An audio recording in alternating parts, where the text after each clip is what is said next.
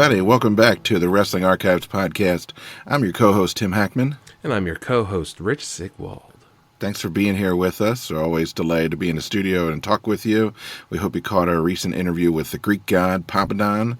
That was a fun guy to talk to. We had a good time. He is a talker for sure. He is a talker, and I think he's become a fan of ours. He joined our roundtable group on Facebook this week.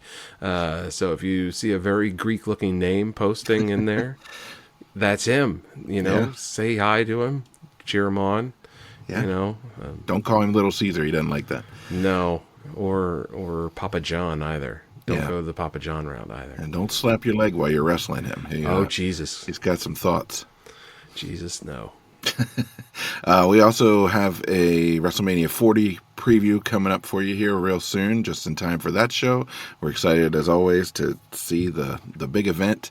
And we got a request from a longtime listener, Nick, for an early 90s Royal Rumble, so we'll throw that in the queue as well. Thanks for that request, Nick. You can always find us on the interwebs at WrestlingArchives.com. You can find our email address there. You can hit us up on social media, send us your requests. If you have a show you want us to look at, you have a performer you want us to sort of do some sort of digging into, we're always happy to get those and to fulfill those where we can. So absolutely. Nick, we thought you were dead or something, man. We're so happy to have finally heard from you again. It was great to have you back. It was nice chatting with you the other night. So thank you for showing back up. Yeah, we appreciate it. But we've got a great one for you today. We are getting into the thick of the Monday Night War era. We were talking about the King of the Ring from 1998, and before you ask, yes, it's that one. I'm not going to elaborate at the moment. You know which one I'm talking about. It's coming to you from June 28th, 1998, the Civic Arena in Pittsburgh, PA. Attendance on this show is 17,087. Pay-per-view buys of 385,000 or so. With a tagline, "Off with their heads," and some cover art with a guillotine on it. And there's an animated guillotine on the preview. There's a lot of violence implied in this particular King of the Ring. Yeah. And not just implied, I'd say. No, it's not implied. It comes right at you. This is a interesting snippet of a show, and it is actually a landmark in the Monday Night Wars. It is the thick of it, is the prime. It is the heart of the Monday Night Wars. WCW and Nitro, with Nitro and Monday Night Raw going at it. And now let me look at this ratings chart here. It looks like from basically June of 1996 through April of 1998, Nitro dominated every week. All right. And then starting in late April, Raw started to pull ahead. And that's partially because Stone Cold Steve Austin finally got over, the Mr. McMahon character connected, and they made a real consolidated heel out of him instead of having that attention spread out across, the NWO. And then you have also, like, The Undertaker is still chugging along. The Rock is becoming a name. And the DX is pissing people off. The Nation of Domination is still there, rocking it out. So you have some stuff happening, but then this King of the Ring comes along and is apeshit banana pants of a show. And after that.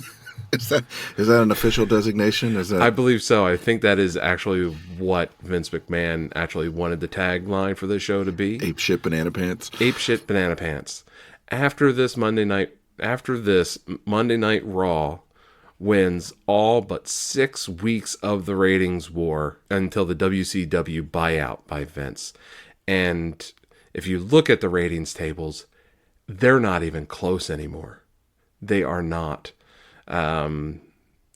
There's 1 week here that I see that Raw pulled a 7.2 while Nitro pulled a 3.1. Jesus. Right. It's not even close anymore. They're doubling the ratings on WCW for the most part. And the finger poke of doom is coming up soon on Nitro and stuff. And it's just not good. And so I mean, the Nitro following this event was a match with Canyon versus Horace, Little Dragon versus Eddie Guerrero, the Giant defeating two Japanese guys that came over with Ultimo Dragon, Lex Luger and Sting versus Jim Neidhart and the British Bulldog. By this point, all of those guys are kind of old news.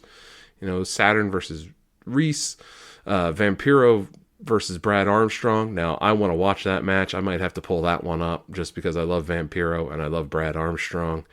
You have Alex Wright, who's trying to be a heel, and Disco Inferno versus two more Japanese guys that probably no one had heard of. Ultimo Dragon versus Dean Malenko goes to a count out. And then, you have Chris Benoit and Steve McMichael versus Harlem Heat. And then Goldberg versus Glacier. Fucking Glacier. Are you kidding me? What are you saying here, Rich? You're saying you weren't putting their best product forward in '98 there? Hulk Hogan's not even on the show. Are you kidding me? Yeah. Scott Hall and Nash aren't even on the show. So, yeah. Nitro isn't got much, and this is Goldberg starting to heat up too, and it doesn't meet the chaos that is Monday Night Raw. Well, yeah, and if you watch this King of the Ring, we definitely encourage you to watch it. You can see this is a product that is firing on all cylinders. They are really finding their groove in this kind of attitude era. The cast of characters is here and pretty much fully formed. It's like when you're watching an old sitcom, and like the first season or two, it's a little rough around the edges, and like some of the original actors are in, and then by like the third season, they get like all the various replacements in that needed to be there that became like part of the classic cast, and that's kind of like where we are here. The previous class had moved out, and the teenagers were whatever they were just really riding high, and Vince is all over this special, obviously, and it's you have to sort of reckon with his place now in the WWE catalog, and it's always going to be one of those things that every show we watch from this era and before where he's present, you're going to have to feel like, oh, there's that guy. But maybe not all of it is kayfabe. Maybe not all of it's kayfabe, yeah. But again, you can't deny that character and that sort of big boss, corporate scumbag, worked, and right. it got over. It's kind of the thing that our buddy Mark Willett talked about, how your boss replaced the evil Russians in wrestling bad guys. And, we're making it sound like this show was just like the fairy tale blessing grace, like the clarity that just ended the Monday Night Wars. But the thing is that the show had a lot of problems coming into it, and it's a freaking miracle that it happened. So first of all, before the show started, they sat down and realized that the show was underwritten and was probably about 30 minutes too short. And already the runtime of the show is only 2.5 hours. So suddenly you have people that have paid $30, $40 for a pay-per-view that's about to only be 2 hours long. And so this is the reason why we have a long segment of Vince McMahon and his goons, Pat Patterson and Jerry Briscoe, in the ring with Sable and the ass slap heard around the world. And you have Paul Bearer that comes out and just cuts a random promo that is excellent, but there's no real need for it. The story is already set up and told. And then they also shoehorn 2 matches into this event that were not advertised whatsoever, and the crowd doesn't react to them because there's no story behind them. There's no heat coming into the matches whatsoever, and people just go, okay, fine. Yeah, I mean, there is some fun stuff that leads in. There's this like long video promo too that Yeah. leads into the show that probably got extended a little bit. And this is the era that Freddie Blassie beautifully narrates all of these montages that open up the shows, and so it's a highlight of the show.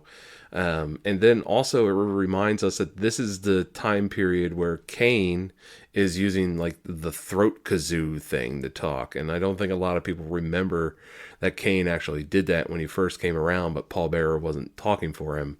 He would hold this, I will kill you, Undertaker, you left me for dead, kind of like Yeah. stuff. I didn't remember that either. I'm like, what the hell is going on? Yeah. Yeah.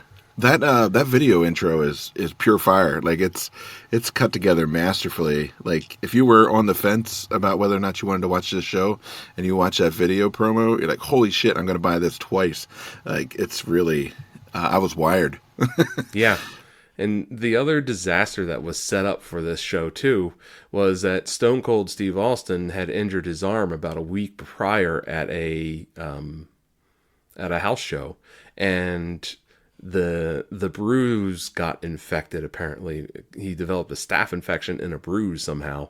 And just the night before this event, he was running 104 fever and was in the hospital. On top of that, The Undertaker had broken his ankle. Suddenly, they're coming into this pay-per-view a half hour short, and their two main event stars are looking no good to go.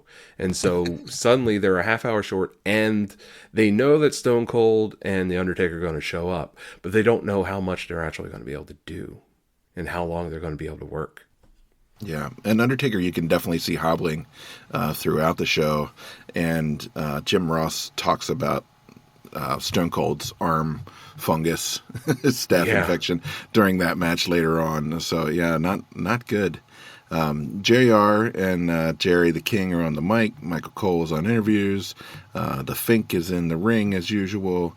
So we got, again, sort of that classic 90s lineup on the microphone. All of our buddies over there, Hugo and Carlos on Spanish commentary. Let's see, they're joined by Chyna and Triple H at various points on commentary. Our buddy Mike Chioda is in the ring as a ref along with Frequently, Earl Hebner and Timmy White, who just passed away this past year. So good lineup in and out of the ring. But yeah, so the first match out of the gate is Kai and Tai, which if you don't remember them, and we wouldn't blame you, was Funaki and Mens Tioa. Is that how you pronounce that name? And Dick Togo. And they are facing the Headbangers Mosh and Thrasher, who have Taka Michinoku on their side. So this is one of the add-on matches, I assume, right? Yes, this match was tacked on at the last minute. I'm shocked. And, it's a decent match, despite the fact that, one of the Headbangers actually never gets tagged into the match. We liked Taka Michinoku the last time we saw him on one of these shows. Oh, he's impressive as hell. That dude can work. Yeah. He carries his whole match. Even though, I like the Headbangers, but Taka Michinoku carries this match. And, and Funaki gives us a nice Ric Flair, Greg Valentine face bump that looks fun and retro.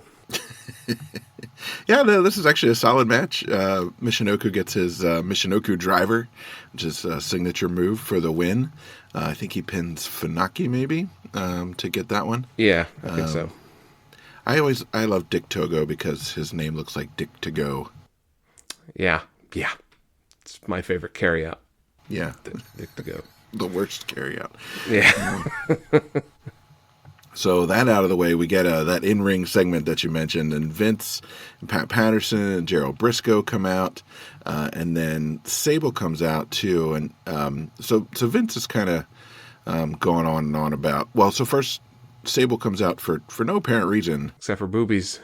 Yeah, except for her boobies, and Patterson smacks her on the ass as she's climbing out of the ring and gets a pretty solid slap in the face. So I don't know. It's just and in the commentary, JR slips up and kind of hints that Patterson's actually gay, which he is. So that was kind of funny. And the King drops this great line that's like, I got a lot of, or no, JR drops it. I'm sorry. I got a lot of buddies in Oklahoma that would marry her dog just to be a part of her family. That got me laughing pretty good. That's a pretty good one. That's a Yeah. pretty good one. Yeah, I was wondering why Patterson was smacking her on the ass. I'm like, it's out of character, but whatever. So then Vince gets up there and he's insulting the audience. He's talking about them being disappointments to their parents, and I don't know. It's whatever. It is what it is. It's a thing that happens. I literally wrote in my note, the Vince segment feels like a time filler. The 6-man tag was added last minute, and now this. What is happening with this show? Now, this was before I started really doing any research. I watched the show first before I started digging. Yeah. But we do get a Vladimir sighting at this moment, too. We can see him ringside, which is exciting. So he made the trip from Manhattan all the way to Pittsburgh for some reason. That guy never missed a show. No. He's something else. So, have you watched that documentary yet? I didn't. I have. It is excellent. I need to watch it. Please sit down and watch it. It is great. I need to quit messing around, get my life priorities in order. Yeah. You don't need your job. I know. What the hell? So with that filler out of the way, we actually sort of get to the King of the Ring. Now, the first round of the King of the Rings have already taken place before this special starts, which is a little bit different from past King of the Rings that we've seen. So already, let me find the thing here.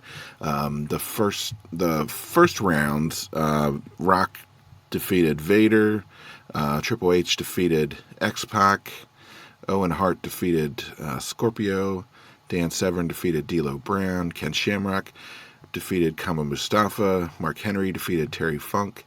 Blows my mind that Terry Funk is still working in WWE at this point. Jeff Jarrett defeated Farouk. And Mark Marrow defeated Steve Blackman. And then the quarterfinals were also on TV. The Rock beat the Triple H. The Triple H. I feel like I sound like my grandmother. You're old now, man. You are old. The Edge. Dan Severn defeated Owen Hart by submission in 3 minutes, by the way. Yeah. Ken Shamrock pinned Mark Henry, and Jeff Jarrett defeated Mark Marrow in the match that probably the least number of people were asking for. So, should note that the next year and the following year King of the Ring, they have the final 8 on the pay-per-view to make sure that they fill time. Yeah, they could have saved like 2 of these, right? Like 2 of these quarterfinal brackets. Yeah, like they could have gotten all 4 of them in. Yeah, no problem. They were all the longest of those quarterfinals was The Rock and Triple H at 8 minutes. The others were 3 minutes, 4.5, and 4.5 minutes. Yeah. So that leaves us for this one, The Rock and Dan Severn, and then Ken Shamrock and Jeff Jarrett for the semifinals. So that's where we're starting here. Ken Shamrock versus Jeff Jarrett is first, and if there was ever a mismatch of styles, it's these 2 guys. Yeah. And Jeff Jarrett is accompanied by Tennessee Lee, who used to be Colonel Parker in WCW. And Colonel Parker promptly gets fired about a month after this and goes back to WCW. Which was not a good look for him. And this is kind of where a storyline that we see kind of thrown into the show last minute shows up, and that is the NWA Invasion. That is a storyline that Jim Cornette has shoehorned into WWE at this point, or WWF, I guess. And Jarrett had just been kicked out of the NWA faction and has gone back to his Double J Jeff Jarrett persona, country music guy. Interesting. Yeah. And Ken Shamrock is so over. He comes out to a huge pop. That guy, man. I freaking love that guy. We've talked about this before. But, so you have Jeff Jarrett on the one hand, who's very, he's very old school, but he's also still a little bit of the kind of like cartoonish, sort of over the top, and then you have Ken Shamrock, who is definitely the new breed, just bare minimal trunks and boots, just pure aggression and anger. And it's real. Yeah, it really is. He's 100% real. He's fighting under his real name. He's showing up and fighting like a real person and just going at it. And they note that Ken Shamrock earlier broke Vader's nose in 5 places. I don't know how a nose gets broken in 5 places. That's kind of impressive. But anybody that can fuck up Vader that bad, right on. Yeah. Right on. I'd say anybody that could even inflict a moderate amount of pain on Vader would be is a tough guy. Yeah. So there's not much action here. Shamrock just about breaks Jeff's damn ankle off and gets the win. He almost breaks his own neck on that Hurricanrana. He lands on the top of his head. And apparently Jim Ross said in an interview that they were very concerned about Shamrock being able to continue the rest of the night at this point because they saw how he landed. But apparently he was okay enough to keep going. Good to know. Yeah, he comes up limping a little bit at the end of the match, but it doesn't seem to play in any later, so I don't know. Maybe he just gave himself a little bit of a stinger there. So that's semifinal number 1. Did I miss any promos in between the next one? Ken Shamrock gets intercepted by a baby Michael Cole ringside on the way out. And Shamrock basically just says, I'm going to whip the winner's ass. That's all he basically says. And then they move on. Man, a few words, that Ken Shamrock. Yeah. So, and I was, coming out of the UFC, it was like, and he was in the UFC when it was still very much in development as a sport, and like you didn't have all these guys who were like the judo champions, and there wasn't all that like rolling around on the mat and stuff. It was just, to an extent, some just really big, scary dudes trying to kill each other, like Dan Severn, for example. Yeah. Jesus, this guy's scary. Oh my God. So he's up next. This is another semifinal. So The Rock is here with Mark Henry and The Godfather, who then get sort of summarily tossed from ringside, versus Dan the Beast Severn. So I wrote that Severn looks like someone looked up the definition of man in all capital letters and then just made a man out of it. Like he's got like jet black hair. He's got a mustache that should have its own dressing room. He just has this like permanent scowl. He's barely wearing an outfit. He's wearing like a gray sweatshirt warm up with the sides slit open, basically. Yeah. Just like the only thing that can fit over his massive physique. This dude is just a big old mother. He's, my God. And we met him at one of those Fan Fest things out in Millersville here. And he was a big son of a bitch. Jesus. And scary looking, but apparently he is like the nicest dude ever and like the most professional wrestlers you would ever meet. But like he just looks like a square peg trying to go in a round hole here. His style doesn't fit the WWF style of professional wrestling.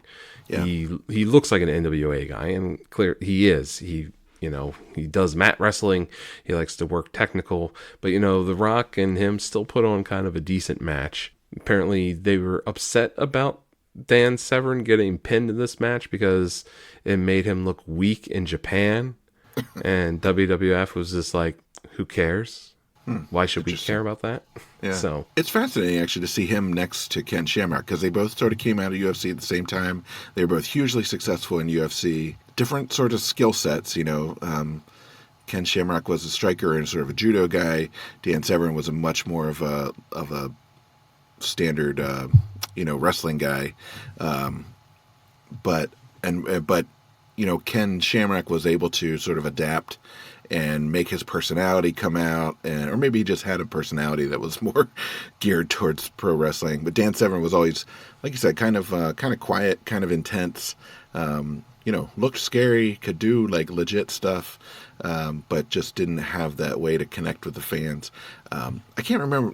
We watched, I think I sent it to you, or maybe you sent it to me, the videos of Dan Severn demonstrating like a real German suplex, like as a way to incapacitate an opponent.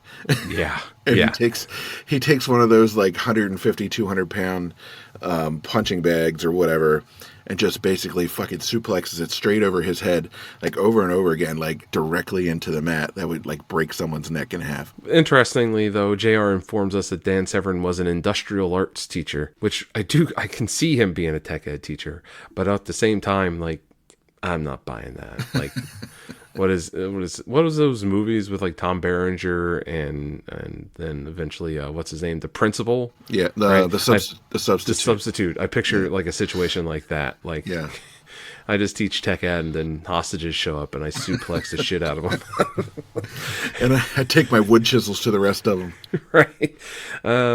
Also, this match is also kind of the start of D'Lo Brown's gimmick of wearing the chest protector that he is supposedly wearing because he was kayfabe injured by Dan Severn with a torn pectoral, and so he had to start wearing a chest protector to protect his chest and that muscle so it could heal, and he starts using it as a weapon for his frog splash.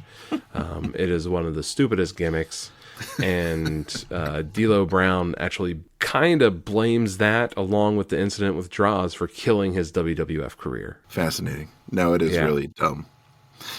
So D'Lo comes out and interferes. Frog splashes Severn while the ref's not looking, and The Rock gets the win. It's a pretty quick win. There's a really nice ringside promo from The Rock after being late '90s Rock. It's a classic one. Michael Cole intercepts The Rock on the way out of from the ring, and The Rock delivers the line, "Before you reach any peak or valley, The Rock is going to make sure you hit rock bottom first." Nice. Well, it doesn't really make sense. No. But it's a nice line. But it sounds good, right? It's very poetic. He was so smooth and so cool in this era, like coming out of the Nation and then sort of coming into his own thing. Like there will never be that Rock again. I think I'm glad to see him back on TV, but like that guy's gone. No, this is right after he had taken over control of the Nation domination from Farouk. So that whole heat thing is over, and The Rock is now, sky's the limit for him at this point. Next up on the card is Too Much, and if you have forgotten them, that's okay. That's Brian Christopher, a.k.a. Christopher Lawler, right? Jerry King's Jerry's son. Kid. And Scott Taylor versus Al Snow and Head, which again, if you don't remember, Head is an actual mannequin head with the words, Head was, Help Me was written on Al Snow's head. Head was just a head. Yep. And there's a nice little video package recapping Al and the Head making their way sort of back to the WWF. It's very goofy. They announce a special guest referee, and it turns out it's Jerry the King Lawler. It's very fortuitous. He's definitely not on Al Snow's side. Yeah, what's hilarious about that is that before they even announce that, JR starts screaming that they need a referee because there isn't one out here. Like it's almost oversold. Like it's like, there's no referee. Someone needs to get out here and referee. And then suddenly they play Lawler's music and he gets up and he reveals a ref shirt and dumb. Yeah, there's some all right action here. Al Snow is a solid worker. This is a stupid match, and Al Snow on that Wrestlers documentary actually specifically talks about this match and how he failed to campaign for himself enough to get the writing crew to put him over in this match. That this match was the turning point and the downfall of his WWF on-screen career. He turned into an incredible trainer and was like one of the reasons why they had like a whole new generation of talent coming out was because of his training and him on Tough Enough and stuff like that. But he felt that he should have campaigned harder for himself and gone over in this match. And I agree. The finish of this match is stupid. It makes no sense. And he's the best talent in this match, and it's goddamn shame. Yeah, Brian breaks out a bottle of Head and Shoulders shampoo and hits Head in the head with it. And then shoves it into the neck hole of the Head. And then pins the Head. And pins it because you can't pin a head because you need to pin the shoulders. That's right. to That's the right. mat, and so that's why he needed the bottle of Head and Shoulders shampoo. It is stupid and the worst product placement you'll ever see in your life. I just to say that like the two biggest notes that I made in this were there was a sign that says "Go to hell, Carlos," whoever Carlos is, go to hell. And then there's another sign that just says "D's nuts." Nice. You got it. Yeah, nailed it. Yeah. No notes. Perfect. Yeah. Yeah, there's some good signs throughout this match, throughout this special, actually. Yeah. All right, moving right along. We've got X-Pac with China versus Owen Hart. This is not a King of the Ring. No, No, just a this regular is old. this is the other match that they booked at the last minute to fill time. And they're like, and the only way they tried to sell it was like, this is a rematch of their match from 1994. Thanks. What? That classic one that you all remember so well. Yeah, I mean, it was an incredible match in 1994, and this match is also excellent. Yeah, it's really good. It's overbooked at the end. And that's funny. I wrote, this is what I wrote down. As soon as this match started, I said, this has a lot of potential if it doesn't get overbooked. That's what I wrote down. Yeah. I wrote, this could be a banger, a mess of a match with an overbooked finish. Yeah. And then there was some sort of botch from the top rope that left Owen bleeding, and looks like he nearly lost his eye. Like it missed his eye by like a centimeter, it looked like. Jesus. Yeah. That was ugly. I was having a hard time figuring out exactly what happened there. But Owen's looking amazing. He's in black, and he's just looking pissed the entire time. Yeah. X-Pac is looking lean and mean. That guy can really move, these guys are just both like really, really good. I read this is a tough match. They're not pulling any punches. Mark Henry gets involved at the end and splashes X-Pac, and then Vader comes out and hauls off on Mark Henry. Again, I'm not entirely sure why. I assume it calls back to something that we missed on Monday Night Raw, right? Yeah, probably. And then, and that's the end. Yeah. Yep.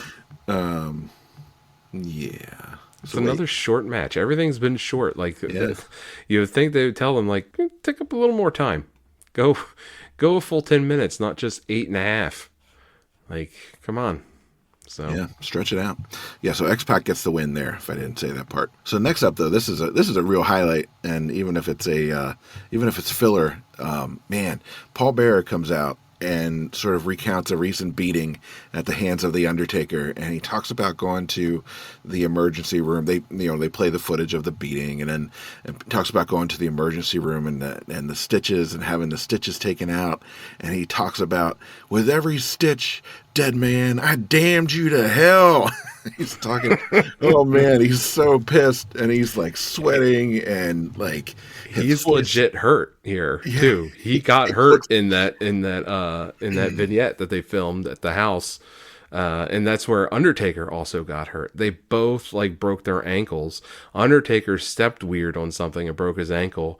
And in the segment that they show, you can see the Undertaker basically throwing down a china hutch on top of that fell down and crushed Bearer's ankle. They're both Ouch. legit hurt. And so Bearer comes out, and the only thing you can see though when Bearer comes out, he's walking down the aisle, no music. The crowd is going nuts, and there's a guy holding up a sign into the aisle that says, "Where's Doink?" Was that you, Rich? I wish it was. That's amazing. That's there's bad this- timing. There's this line that he delivers, and it's like, "My son can't go out in the sunshine because it hurts his scars so bad." And like for some reason, that cracked me up so hard. Oh man. I had to pause it and like recontain myself. I don't know why Paul Bearer is saying, "My boy can't go in the sunshine." This like rattled me somehow. I damned you to hell. He's changed his voice a little bit at this point too. It's not just like creepy shrill. It's like southern shrill, angry, high pitched kind of thing. That's how much pain he was in. It made him change his accent. Yeah. And And he lands an incredible last line to in this promo. He says, "You can laugh at the fat man all you want, because I'll be laughing all the way to the bank." So good. It's really good. Yeah, he talks about Kane growing up alone in that house and just watching his brother on TV and asking his dad when he can go out and yeah, no, it's a tour de force. Yeah, and then they just kind of wrap it up with some canned late '90s and commercial rock segue music. Yeah, weird. Like, well, ladies and gentlemen, that was Paul Bear. Boom, boom, boom, boom, boom. Like, okay. It's just the Seinfeld intro. Yeah. Yeah. Anyway, yeah, it's great. I'd watch that again over half of the movies that were nominated for Oscars this year. Just so you mentioned the NWA invasion angle, so I think we've got a piece of that here, right? We do. It's the New Age Outlaws. This is the Road Dogg and Billy Gunn, who looks fucking identical. It's insane. Versus the Midnight Express. Now, this is not the classic Midnight Express, of course. This is Bodacious Bart, who is formerly Bart Gunn. He was in the what was it? The Smoking Guns with Billy Gunn. Billy and Bart. And his partner is Bombastic Bob, who is Bob Holly, who is going on his like 400th gimmick at this point. And they are managed by the inimitable Jim Cornette, of course. The odd thing is that Bob and Bart are a good tag team together. They work well together. They were just cursed by being called the New Midnight Express, because at this point, no one knew who the fuck the Midnight Express were. No one gave a shit, because any remnants of the Midnight Express are over in WCW or retired sitting at home. The WWF crowd has no clue who the hell these guys are, and they don't care. They have seen them. So you see that they are sporting the NWA World Tag Championship. And so I did some digging. I was like, boy, this looks fake. And so the thing is that the NWA actually didn't have a full World Tag Championship until 1992. All right, all the other World Tag Championships in the NWA were territory and regional specific. There was no... So like how Ric Flair was the NWA World Champion and he went and took that belt to all the territories and stuff. They did not have that for tag teams. Oh, fascinating. Until 1992, but at 1992, and so it was the WCW Tag Championship at that point. So they were coincided, but then WCW pulled out of the NWA in 1993, and so the titles were vacated, but the Rock and Roll Express were still bouncing around in the USWA, and the Smoky Mountain Wrestling that Jim Cornette ran, and so the NWA gave them the titles, and then they showed up on Monday Night Raw, the Rock and Roll Express, and they lost the titles to the Headbangers on WWF TV. And then the Headbangers lost those titles to the New Midnight Express in this part of this failed NWA invasion storyline cooked up by Jim Cornette. There was Dan Severn was part of it. The Jeff Jarrett was part, and obviously the New Midnight Express were also part of it. Yeah, it's a weird little storyline. That's bizarre. Everybody has forgotten about. That sounds like a title history from like an alternate universe, Yeah. Anyway. No, I agree with you. These guys actually work really well together. Bob Holly has this magnificent blonde mullet. Bart Gunn is a big dude, or two big strong dudes. Of course, Billy Gunn and Road Dogg really got it going on. This is actually a fun match. There's a lot of tough physical action here. Yeah. Just really classic tag team wrestling. Relatively, there's a couple of suck it things, but it's relatively like by the numbers, tag team stuff. I didn't feel like it was way out of whack, or you know what I mean? Like, the Road Dogg and Billy Gunn, they work well together. The New Midnight Express work well together, and these two teams looked good together. But no one gave a shit about this match. there's no like reason for it to be happening. Right. And I feel like people forget that the Road Dogg and Billy Gunn were also part of DX. I don't forget that. I know. I just feel like everybody just thinks DX was like China, Shawn, and Triple H, and then X-Pac.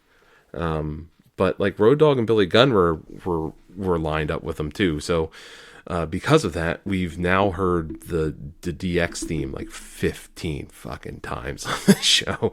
It is a lot. It's not over yet. No, and there is another brilliant sign that gets some camera time in this match, and that says Bischoff and Turner need their asses wiped. I don't know what that means. I don't know either. I don't know. Cornette interferes with the tennis rackets here, but the ref is distracted long enough for Billy to kick out when he finally gets back around to pin. Then China comes in and nutshots Cornette, so the New Age Outlaws get this one. Yeah, I mean, I always kind of thought of DX as sort of like a modern take on the Horsemen, right? You've got Tully and Arn, who are your tag team guys, and then you've got like your sort of enforcer guy, and then you got your leader, right? So Yeah. China was the enforcer. Triple H or Shawn at various points were the leader. The only person that doesn't really fit is X-Pac. There's like one too many people. Anyway, all right, maybe that's not a great analogy. It actually is a pretty decent kind of thing, because I mean that's what all the solid stables are. Like you had your top singles guy, and then they had a tag team in it that was just like a natural tag team together, and some floaters, Some supporting ones, yeah. Yeah. Enough bodies to where like even if there's like a 4-on-4 match, you got someone extra that can kick in and interfere or something like that. So anyway, that was fun. Nice little surprise. Ken Shamrock and The Rock are up for the King of the Ring finale. Oh yeah, there's a tournament happening on this show. Yeah, I kind of forgot. Triple H and China get the full entrance with the music, just so that he can come and do color commentary. I wrote down he looks like an old man trying to be a young punk.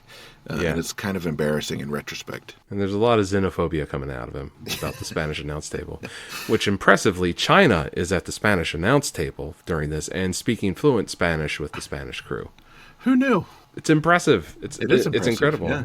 Triple H is also taking pot shots at WCW in the commentary during this. He says that this match isn't just some old men stumbling around the ring. Ouch. Yeah. That's not very nice. And I also think Triple H said, I think it was Triple H that said this during the commentary of this too, that he said, better to be a coward for a minute than dead for the rest of your life. That's not how that saying goes. But that's okay. What would Braveheart say? I don't know. That's Ken Shamrock. He looks like he means it always. Yeah. He's never less than 110% committed. He's stupid strong. He power slams The Rock and then German suplexes him despite being like a foot height difference between the two of them. Yeah. He throws The Rock around. He just manhandles him. He rock handles him, you could say. The story that they're kind of telling here is that both of these guys are ready to go to the absolute limit to get the win if that's what it takes, and they're beating the holy snot out of each other, and they're wearing each other down bit and a bit. The Rock, I'd say, is overselling a little bit throughout here, but that's also kind of his deal. I thought it was bold of them to just have Shamrock win straight clean, just locks in his ankle lock on The Rock, and The Rock taps out. Shamrock was taking that foot home with him as a souvenir. Shamrock at this point was set to be the next big man, and they were ready to make him a run and probably put the title on him by the next WrestleMania at this point. But Shamrock missed a booking, completely no-showed a house show in El Paso, and then was also having some drug issues, and they got him clean. He came back and he worked some more, but he then felt that he needed to go back to UFC, that he wasn't done. And that was partially because he could just do one fight in UFC and make a ton of money, or have to work 300 nights a year and not make quite as much money. Yeah, that's not a bad trade. Right. And so he chose to go back to UFC instead of taking this push that they were about to send him skyrocketing on, and basically The Rock takes his place in that. Oh wow.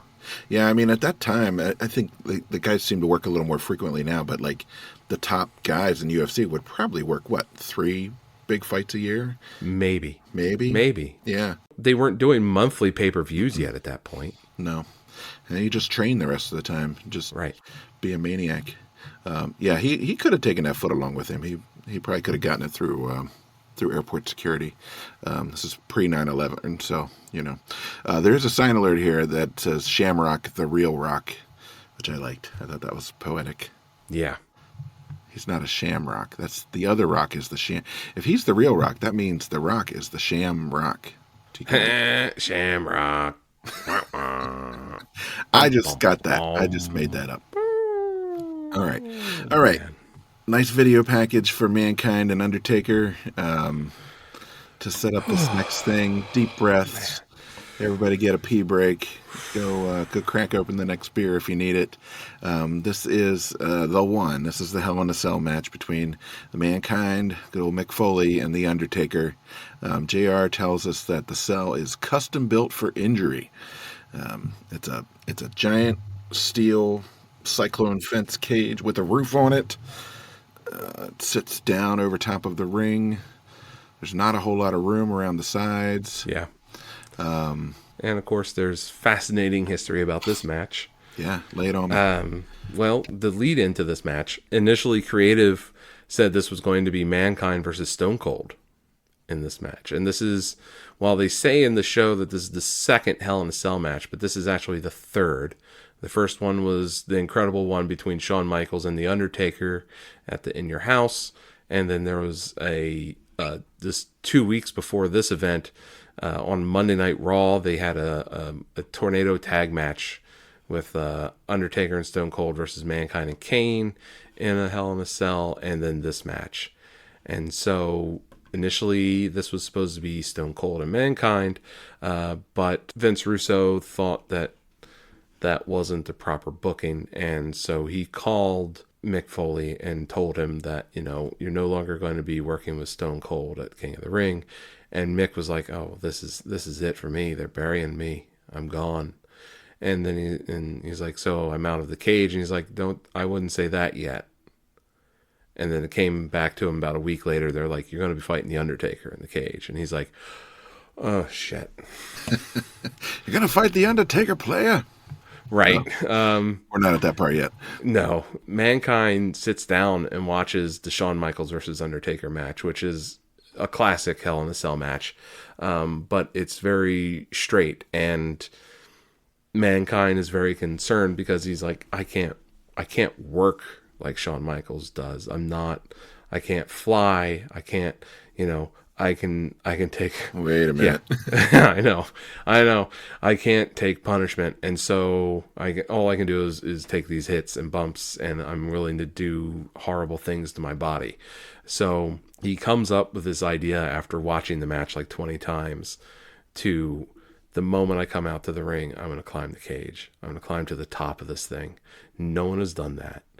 And apparently every week for like 3 months while this had been planned, he was going up to the Undertaker and going, how about we start at the top of the ring? How about we start at the top of the cage? And Undertaker's like, no. I've heard that before. And I heard they also had to like poke and prod the Undertaker into tossing him off, right? Like, yeah. Sorry, I don't want to step on your story. Go ahead. No. That's exactly right. Undertaker's like, I can't do that to you. I can't do that. The thing is that they kept it to themselves that they were going to do that too. They didn't. Jim Ross did not know. Jim Ross had heard rumors of the boys talking in the locker room that he was going to throw Mankind off the top of the cage, and he was like, no, that's not real. There's no way they're doing that. There's no way. And you can tell that like no one was prepared for it, because like the Spanish announce table doesn't evacuate. The table is not gimmicked, and so you can see the table brads, the sharp pointy ends of the table brads sticking out. It's a miracle he doesn't get stabbed. But let's not spoil any more of this. So Mick comes out first. He's carrying a chair, right? And he starts by climbing the cage. I just wrote, this is not a well man. And then, of course, the Undertaker comes out and has to follow him up the side of the cage, and they get right to it. And in my mind, this match goes on a lot longer before that moment, but they're really only up there. I'd say less than 2 minutes. Yeah, they exchange a couple of shots. Mick kind of teeters on the edge, and you can see them both almost sort of like, this is happening. Here we go. And then This off he goes, and he tosses him right the fuck off the cage. And it is, it is one of its. I mean, you've seen it. We've all seen it. It's hard to oversell it, honestly. It gets shared constantly, but I think what really makes it is JR's call. It's it's just such a classic. He's and you could tell he had no fucking idea this was going to happen, right? Like, there's kayfabe, and then there is JR saying, "As God is my witness, he is broken in half." Yeah. Get a goddamn doctor out here. Get a doctor out here. And it's just fucking chaos. Like, the whole thing just breaks down into chaos. And you can tell the Undertaker is sort of like watching, kind of like peeking out over the edge to see, oh shit, did I kill him?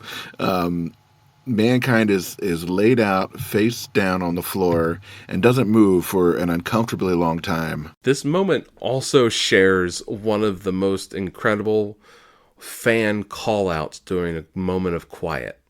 So the crowd is pretty quiet while Mankind climbs up to the top and is rustling around before the Undertaker's music hits. And you can hear a fan scream out, "Don't fall on me!"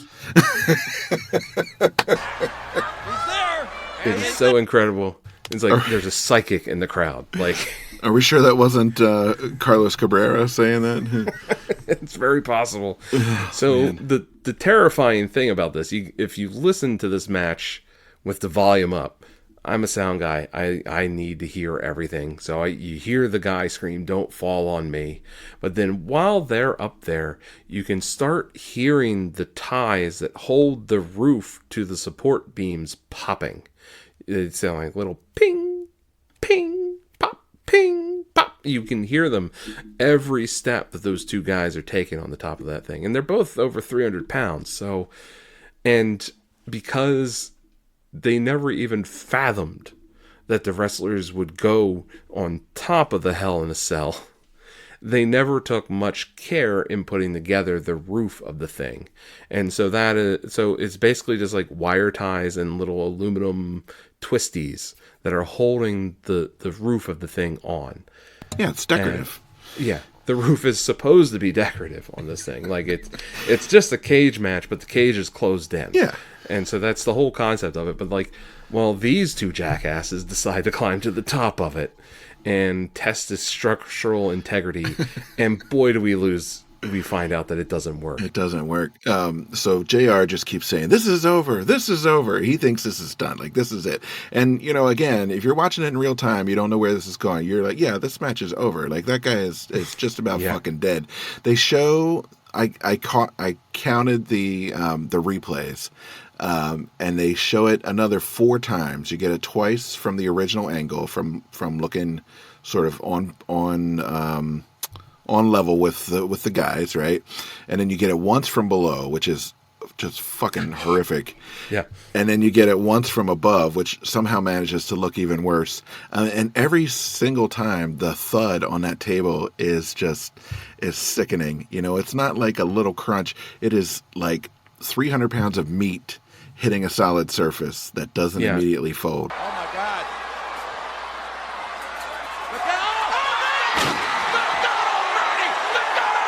They killed him.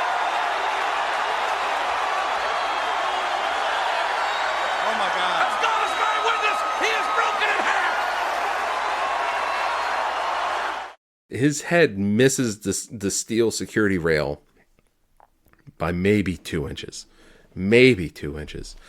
And it is horrifying to watch. I literally wrote in my notes, "Jesus Christ, there it is."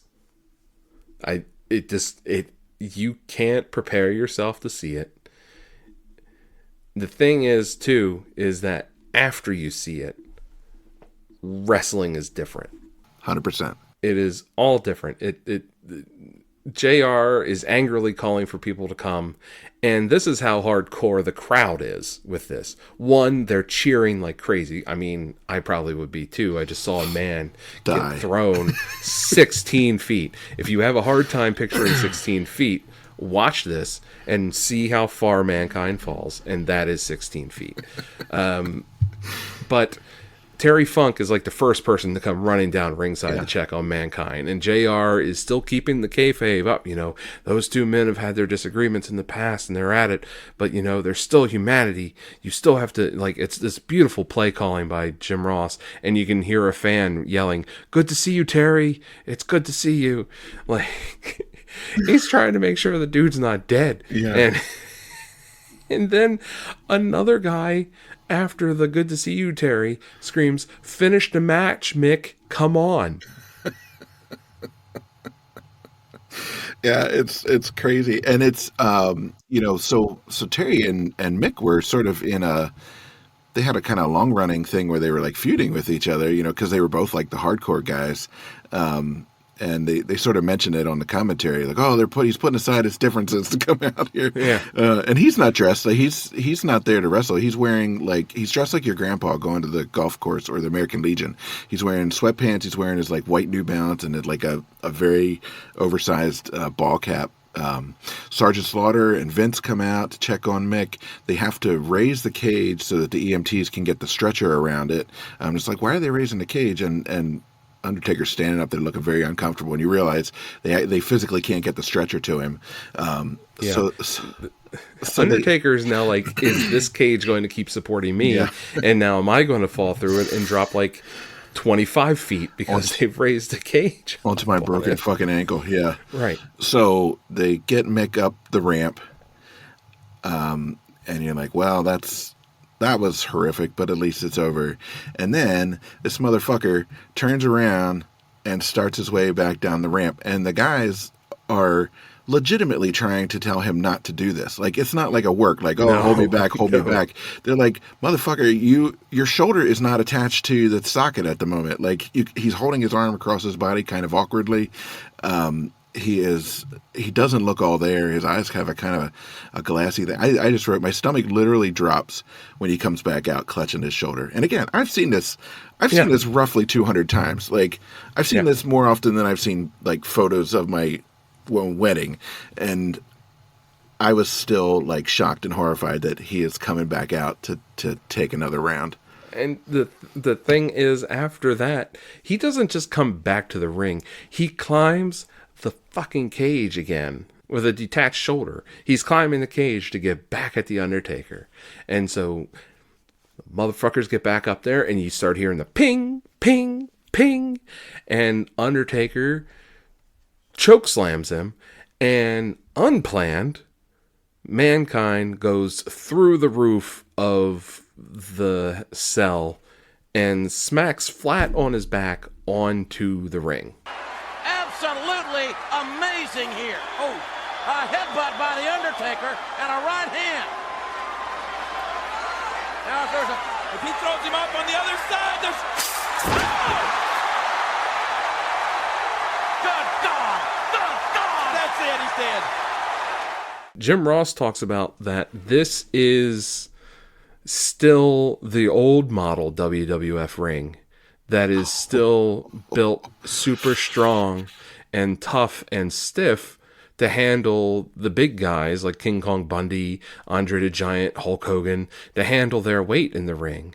And they hadn't changed the ring to be softer yet to handle the more lighter weight guys. And so when JR says that ring is like concrete, he's not lying. Yeah. Cornette regularly talks about how hard the WWF rings were compared to even some of the ones in the territories and stuff. Yeah, they changed the ring after this. They changed the ring. They were like, well, shit. We need to change the ring. That nearly killed a man. Man. And so Mick is actually talks about how he's angry at himself because it was the worst sold chokeslam that he ever did because he mistimed the jump. But then he's like, if I would have actually done it properly, I would have continued rotating through the cage and landed on my damn head instead of landing flat on his back. He probably would have died, if not paralyzed. It's crazy. And so him botching the bump saved his life, you know. Well, so again, the Undertaker is kind of peering through the hole in the cage that he just created with Mick's prone, lifeless body, and you can kind of see him with a holy shit like look of concern on his face, and then he goes to kind of drop down through the door to the floor of the cage, and the guys are the refs and the other guys waiting on Mick are sort of like waving him off as if he were going to like drop a flying elbow on him or something from the cage. Like it's almost like no more moves. Like he's just literally trying to get down so he doesn't get killed. And then Terry Funk, in what has to be a sort of an unplanned moment of sort of improv, comes in and sort of like fills in so Mick can just gain consciousness again and kind of like, you know, pushes the Undertaker around a little bit, and then he gets choke slammed. It's a very awkward choke slam. It's clearly Terry hasn't taken that from the Undertaker before. He's that is exactly what is happening. Is you that can tell. Mankind you can tell. is unconscious, and Terry is trying to buy him time. And so Terry engages with the Undertaker to try and give Mankind some time to get himself back together, as much as you can get back together after falling 16 feet from the top of a cage through a table and then getting up and getting slammed through the roof of the cage to the ring, which was probably another 12-foot drop. And being completely and totally unconscious. Right. And so now everyone is bleeding. Yep. And Mick gets back up and he actually mounts some offense. He does. He mounts offense, people. He has fallen a total of probably 30 feet between two drops, and he mounts offense and gets some good shots in on the Undertaker, and the Undertaker is bleeding, and now he's bleeding, and Mick Foley pulls out a bag of goddamn thumbtacks. So two things before the thumbtacks. One is Jim Ross, who again deserves to have a bronze statue in the Announcers Hall of Fame somewhere, from all sports of all time for the call on this particular match. He says, "These men are in hell, and hell is in Pittsburgh." Yes. I can relate to that. Undertaker's bleeding. Mankind gives him a pile driver on a chair and then puts a chair across the Undertaker's face and leg drops it, and that's when Undertaker starts bleeding. And I noticed that during this whole offensive thing, Mankind is grunting like an animal, he's like grunting and sort of making these like squealing sounds, like a wounded animal like turning on a hunter, you know, at the end of the trail, you know, and it's. I don't know if it's intentional, if he was just in so much actual pain, but I have to... It was always part of his gimmick, of that gimmick, to do that. Now, at this point, also, Mankind sits himself in the corner, and the camera gets a good close-up, and you can see a hole in his lower lip that his tongue is big enough to fit through. He's bleeding from the mouth, and he has a tooth coming out of his nose. Say that again for the people in the back. So he has a hole in the bottom of his lip. His mouth is bleeding, full of blood, and he has a tooth coming out of his nose. Yeah. And he's smiling. Yeah. It's crazy. Motherfucker swallowed or knocked out a tooth, aspirated it, and blew it up its nose. And he's happy. And he's happy about it. He looks like a pig in shit. He looks like a kid at the beach. So if you didn't watch Japanese deathmatch horseshit before 1998, would this have been sort of the first exposure to the thumbtacks? Oh, for me it was, totally. Yeah. I mean, my thoughts on this match, I have a lot. That one, it is possibly the greatest cage match ever. It is possibly one of the best wrestling matches ever. It is pornography. It is straight up porn. You watch it, you're never the same after it. And it borders on indecent, yeah. You climax before it climaxes. And then watching it, continuing to watch it after Mick takes that initial bump from the roof is just pure, like, hatred of yourself and hatred of humanity. And you feel horrible, but you can't look away. Yeah. You can't stop watching it because it is so goddamn engaging. And it's insane. You can't believe what you're watching. Yeah. And you're sitting there like, this is pro wrestling, you know. But that dude just fell 16 feet, and that was completely real. And then he fell another 12 feet, and that was real. I can see that his tooth is coming out of his nose, and his shoulders don't line up anymore. So it hell has to be real. He's got thumbtacks coming out of his face. I don't like. Yeah. This is gross and disturbing, and I have to keep watching. I would go as far as saying that because of this match is the reason why a year later, when Owen tragically falls to his death, the WWF doesn't stop the show. Yeah. Because the crowd is kind of desensitized and they can't tell exactly what has just happened. Yeah, Owen just fell from the arena ceiling, but, you know, they put him on a stretcher. They took him out. I'm sure he's fine. Let's keep going. And I'm sure it's partially because this match takes the line and erases it, moves it back, and then steps over it again. Like it doesn't stop. Yeah. And this is happening on a Sunday night. It's like, no wonder people tuned in Monday night. Like, they got to make sure Mankind's not dead. That Monday Night Raw on June 22nd, so the Raw before had a 4.3, the Raw after had a 5.4. So this match got its ratings, and this match lives in infamy now. Yeah. We haven't even talked about the finish of this match. Yeah. So we haven't, that like Undertaker then picks up Mick Foley, pile drives him on the thumbtacks and gets the win. And poor Mike Chioda has to sit there and slap the mat with the thumbtacks. The one that kills me is the 3 count. And then Mick kicks his left leg, like just a little bit after that last 3. Like, you haven't beaten me. Fighting. You haven't still beaten fighting me yet, you son of a bitch. Like, it's hopeless, but he still kicks it. Just it's brilliant, and it's moving, and it's terrifying, and it's an all timer. It's in the top 3. And so they bring the stretcher back out to take Foley to the back, and apparently Foley asks, "Have I been on a stretcher already once tonight?" And they tell him, "Yeah, Mick." He's like, "I can't go out on a stretcher twice in one night."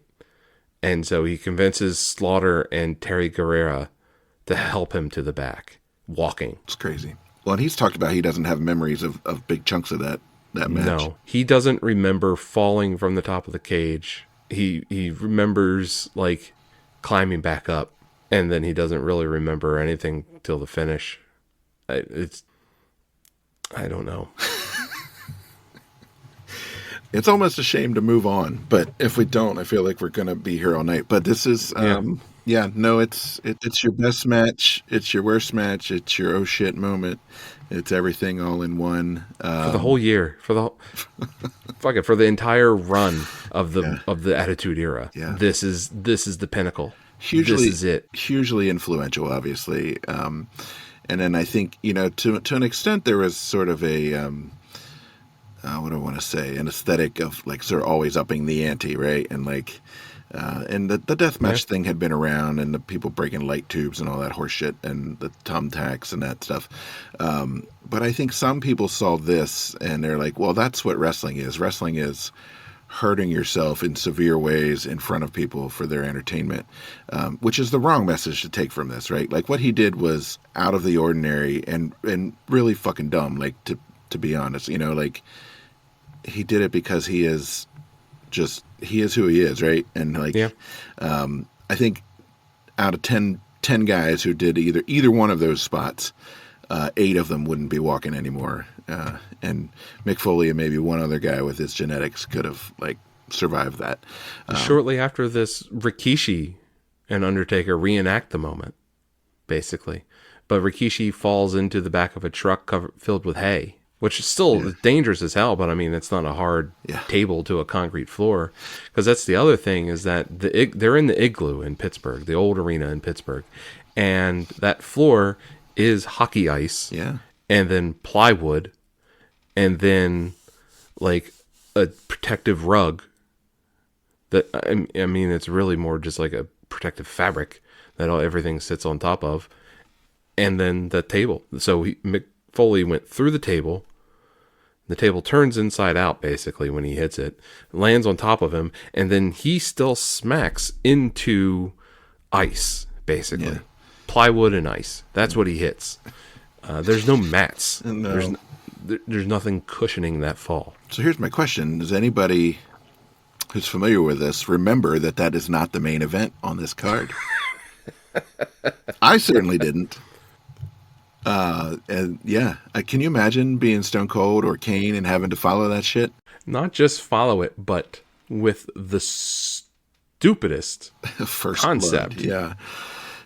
So they're going to come out. It's a first blood match. Going to come out and have a first blood match after a guy's tooth literally came out of his nose in the previous match. Yeah. And it's a first blood match. It's a first blood match, and it's multiple reasons why it's stupid. One, Kane covers every single piece of his body, including his face, with a mask and fabric. He is in a full bodysuit. If he's bleeding, you're not going to know it. Second, there's still thumbtacks everywhere. In 30 seconds into this match, Austin is bleeding because of the thumbtacks, and JR has to go, well, that blood wasn't caused by Kane, so it doesn't count. Earl Hebner's letting this one go because that blood wasn't caused by contact with Kane. Yeah. He's got a pretty serious cut on his back. Like it's not just a little scrape. Like he's bleeding, like actually fairly copiously from his back relatively quickly. Yeah, probably because he downed a bottle of aspirin before the match too, so that he would bleed like a horrible for it. Yeah, JR says that a little scrape or a bloody nose won't cut it. You'll have to be busted open for this to count as first blood, which that's not what the rules say. But hey, so the promo to this is super intense, lots of blood and fire. Kane vows to set himself on fire if he loses, which, I mean, go ahead, do you. Seems a little. And for some reason, the cell starts coming down during the match. And then it starts going back up, and then it comes back down. Like, it doesn't seem intentional, but then it kind of does, and then it's not, and they work well with it. Yeah. But, it just seems like, why? Let's just go home. So they go at it for a little while, and then lo and behold, here comes Mankind. Holy shit! Just because he's a glutton for punishment, I guess he's here. Who's he here to help? Actually, I didn't. He's coming down to help Kane.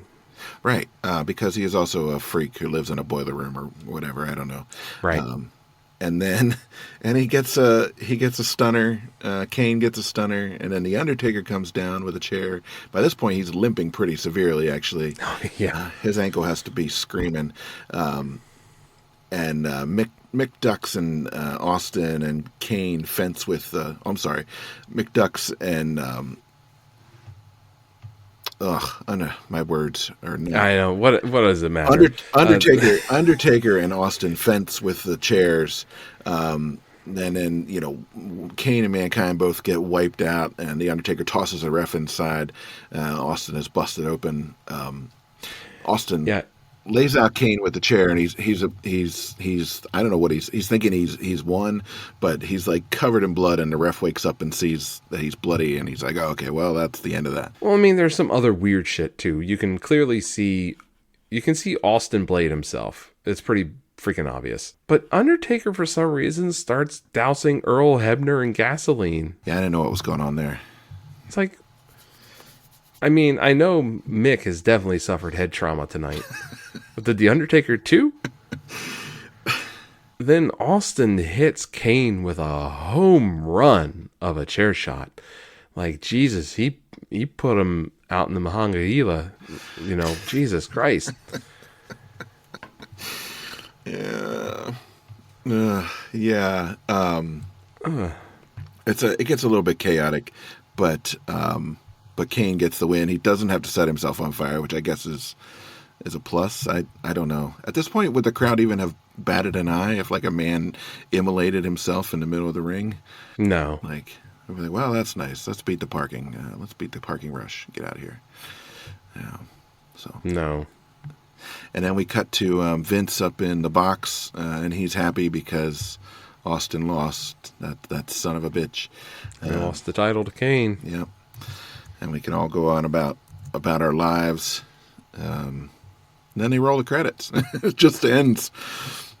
Yeah. Weird. Thoughts overall before we wrap this up? I mean, I don't know. I feel like I've been through the ringer. I told you this afternoon my chest kind of hurt after watching it. Yeah.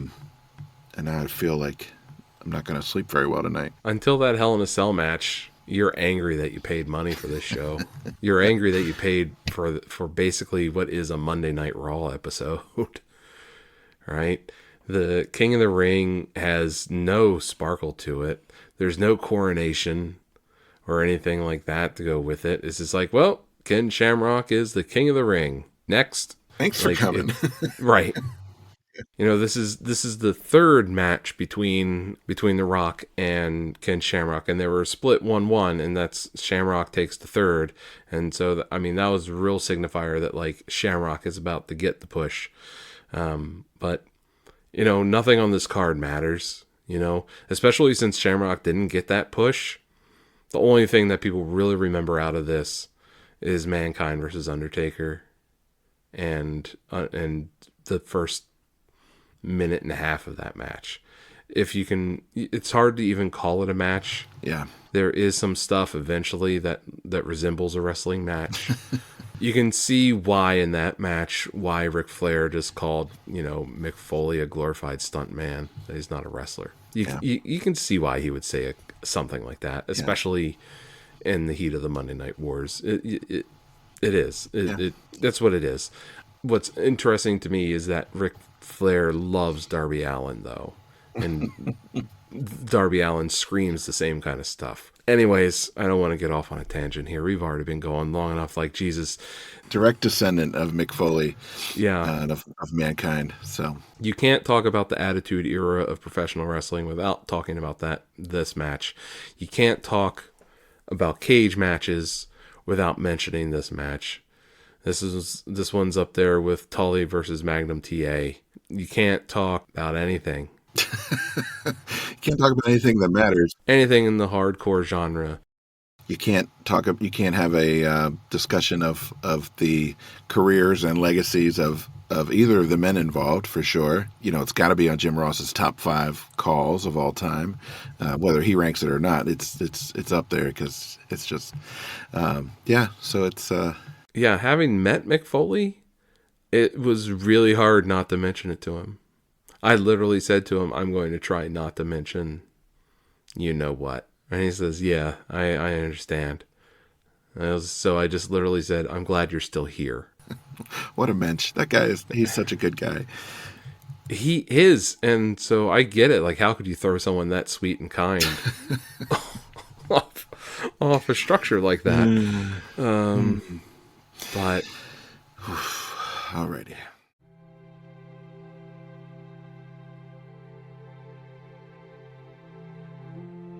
Well, I'm glad that we don't have to add Mick to this next section, but as we always do, we like to just take a moment to pay tribute to the men and women from the show, though, who are no longer with us. So our in memoriam section for King of the Ring 1998 from June 22nd, 1998. It's a relatively short one this time, but we have ring announcer Howard Finkel, Pat Patterson, referee Tim White, Brian Christopher of Too Much, Joni Lauer, a.k.a. China, Owen Hart, Vader, who we see in some of the flashback footage, Paul Bearer, a.k.a. Bill Moody, and, of course, the legendary Terry Funk.